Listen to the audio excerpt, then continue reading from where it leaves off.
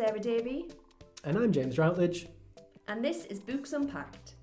Join us as we chat to people from across the publishing industry to unpack the life cycle of a book. Pop the kettle on, get comfy, and we'll get started.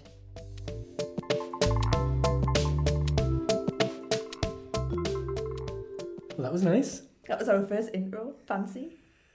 Well, hello everybody. This is our first introduction to our podcast. This is kind of us potentially rambling on for 10 minutes or so. Just to set the tone. Just to kind of set the tone for what you're going to experience in the podcast. The kind of chat we're going to have. We might discuss a little bit about maybe the kind of people we're going to talk to. And then, most importantly, where you can find us. So we're doing this today. We're in Live Theatre in Newcastle, and they have lots of lovely space that they're letting creative freelancers use. So we're camped out in a lovely little glass office with our microphone and our snacks from Greg's. We're having a lovely time. On an otherwise quite miserable rainy day. Classic. So it's nice to be inside. There's like water running down the quayside. If you're from Newcastle, you'll know what kind of Newcastle day we mean. If you're not, I hope it's nice where you are. So we couldn't have picked a better day to be inside talking to all of you lot. So, Sarah, give us a bit of an idea of who you are and what you do. It's a bit weird, isn't it? It's like we don't know each other. But yeah, I'll do an intro for everyone who doesn't know me. So I'm Sarah. I'm mainly a writer of short stories and scripts, but I've also worked as a bookseller. That's how me and James know each other. And at the minute, I work for a book festival and organise events, and I get writers together, and I just bloody love writing and books and everything to do with it and that whole world. And that's what we've got in common, isn't it? Yeah, so I guess we met for the first time at the bookshop, and I think you were you coming to us as a writer. You were going to be running the first and last Tuesday writing group with Forum Books. So my background is as a bookseller, so I worked with Helen and the team at Forum Books for the last 10 years or so. Just recently gone freelance, and I'm kind of mostly interested in not just books, but also where they come from, who puts them out into the world. And one of the best parts of my job is putting on author events. So as freelance event manager, I get to work with different venues, different publishers, a whole host of different authors. And it's given me an opportunity to kind of peer behind the curtain slightly, have a little look at the industry. And what we realised, I mean, Sarah and I have kind of talked about this a lot, is that there's so much we don't know. Yeah. Not just about the writing industry, although we're both from, it seems like we've got similar backgrounds. We've got quite similar reading tastes when we're working in the bookshop. Mm-hmm. But when we have our coffee and chat, we just don't stop doing it. We don't stop talking, but there's so much to talk about, and it's everything. Obviously, I'm interested in where the ideas from books come from, but when I worked at the bookshop, I found out things about what happens to books when they don't sell, and it made me think, oh my God, do I even want to try writing? That's really sad. There's so much that everyone doesn't know, so there's things that writers need to know before they go into the industry, so they've got a really clear vision of what might happen. And then there's so much that readers don't know about the work that goes into a book, and then there's the whole industry who could do with maybe hearing what the creators have got to say and the readers. There's just so many elements to it that once we started thinking, how do we unpick this, we realised that it was like a thread just unspooling and going on forever. Absolutely. And I think the whole Books Unpacked thing is really just a way for us to get into the nitty-gritty and the nuts and bolts of it, and talk to the people who are in the know and try and piece together this puzzle of the life cycle of a book. So from inception, whether that is from the mind of a writer who is also a reader, somebody who's passionate about storytelling, somebody who's passionate about the craft of writing, right through to their collaborations with editors, publishers, And then once you're down that rabbit hole,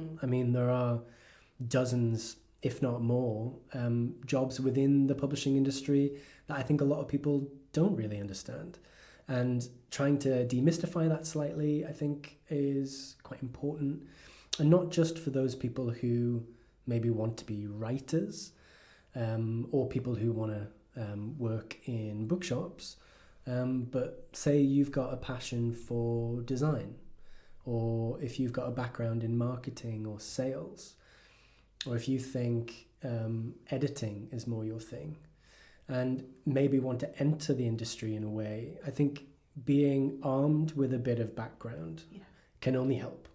And that thing as well about people coming to it from different areas. So another thing I do a lot is I work with young people in schools, and quite often by the time I get to them, they don't want to read anything because the curriculum makes them sad about reading, and I hate that. But once you start getting them doing writing and say it isn't just about books, there's so much more to making a book in the industry. You know, you can use writing in so many ways in the book industry. They always go, oh, I don't want to be a writer. And I'm like, well, do you like drawing? You could illustrate a children's book. Do you like talking like I do? You could be a marketer, you know. Do you like working with your hands? You could literally work in a factory making the books, typesetting. There's so many different things that you could do just within this one tiny industry, and helping people to understand that. So not just so they think, well, maybe there is a place in it for me. It also gives people who do it a chance to talk about it. And I sometimes think people don't get that chance to talk in depth about their jobs. Yes, we'll talk to loads of writers because we know loads of writers. That feels quite easy. But what we really want to do is find out the detail of people's really specific day-to-day jobs, just to shine a light on how much goes into the creation of the whole thing. And I guess it's also making it accessible to different people from different backgrounds, working class backgrounds as well. And it's making people aware across the board that the publishing industry isn't just for people living in London, or just people living in city centres somewhere. You can come from a rural working class background and still get into writing. Just like, we're trying to push the arts. It's trying to make that as accessible as possible. And I think obviously there are big publishers trying to do that now. You look at people like Hachette, you look at people like HarperCollins, with their kind of branches out up north.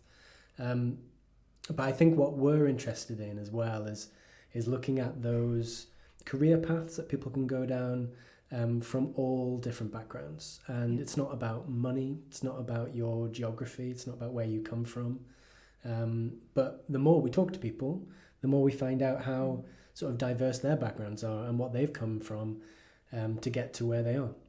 And I think as well, obviously we're in the north, you can probably tell. I'm very pleased to have my very broad northern accent on a podcast. I won't be when I listen back, but doing it from where we are physically, geographically, hopefully will help people engage with the process who aren't London based, because it does feel very London centric, and it's really hard for it not to feel like that. But even where we live, like we're based in rural Northumberland, and I work for a local book festival, James is working in schools. There's writers, there was a crime writer having a coffee in the cafe, and I was like, this is great, like things are happening, but they only happen if we talk to each other and educate each other about it. So you don't have to go to London, is what we're saying. Yeah. You don't have to come to the north either, but wherever you are, we're hoping that there'll be some little sparks of inspiration from the conversations, and maybe you might think, actually there is a place for me and there's a way into it that maybe I hadn't thought about before. Absolutely. And we're looking at the full wide picture. We're not just trying to split the north-south divide up. We are looking at all sorts of walks of life. We're looking at different access points and sort of different ways of engaging in literature and books and just really good stories. And by interviewing these people, we're going to find out what they're really into. I mean, hopefully they're all into books, which is you'd assume. But, they might have an art background, they might have a music background, they might have something outside of the arts. And we're just really looking forward to find out. Yeah, I think we should ask each other a question and start off. what we're going to do. So I should ask you something that I might not know about book selling, and you should ask me something that you don't know about writing. Or we'll tell each other something maybe. Mm-hmm. Yeah. Okay, you go first. Oh no, I didn't do that. So, a bit of a mysterious thing is what happens to hardbacks when the paperback comes out in a bookshop. Like, they just disappear. Where does the hardback, what happens?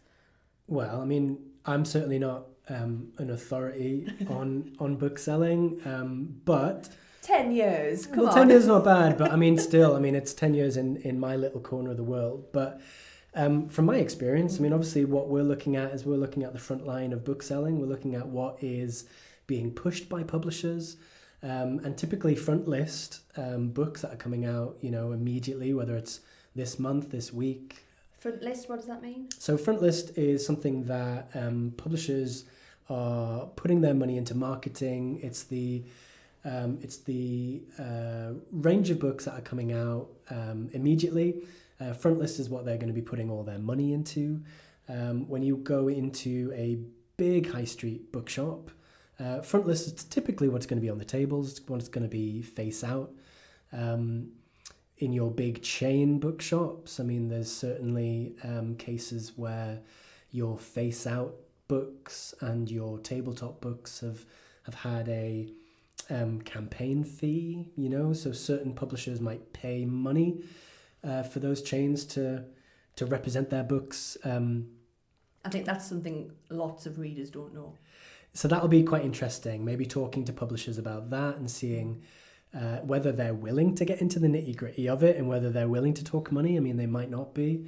But looking at a campaign and looking at a sales marketing campaign and how that feeds into bookshops might be quite interesting. But yeah, so front list, typically you're going to be your brand new hardbacks, your brand new paperbacks that replace those hardbacks.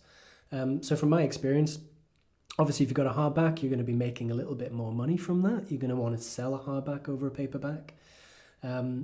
Your rates that you receive those books from the publisher at may be slightly more competitive with your front list. If you're doing an event, they might offer you a little bit more off.